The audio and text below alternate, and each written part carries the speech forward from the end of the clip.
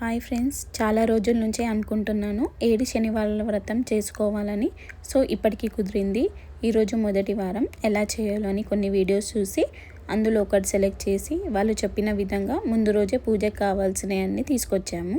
So ఈరోజు start చేసాము. వాళ్ళు చెప్పిన విధంగా మనకు తోచినంతగా మన దగ్గర ఉన్న దాంట్లో చేసుకోవచ్చు. భక్తితో చేస్తే సరిపోతుంది. దానికి కావాల్సినవి కొన్ని ఫ్రూట్స్, పూలు, మాల, తాంబూలం, ఇంకా మెయిన్గా పిండి దీపాలు, అది కూడా నెయ్యితో వెలిగించాలి. నెక్స్ట్ అందరికి వచ్చే డౌట్, ముడుపు ఎలా కట్టుకోవాలి. నేనైతే ఒక ఎల్లో కలర్ క్లాత్ తీసుకొని అందులో ఒక 11 కాయిన్స్, పసుపు, కుంకుమ, కొన్ని అక్షింతలు వేసి 3 టైమ్స్ నాట్ చేసుకొని పూజ టైంలో దేవుడి దగ్గర పెట్టేసి మిగతా టైంలో దేవుడి గదిలో పెట్టేసుకుంటే సరిపోతుంది.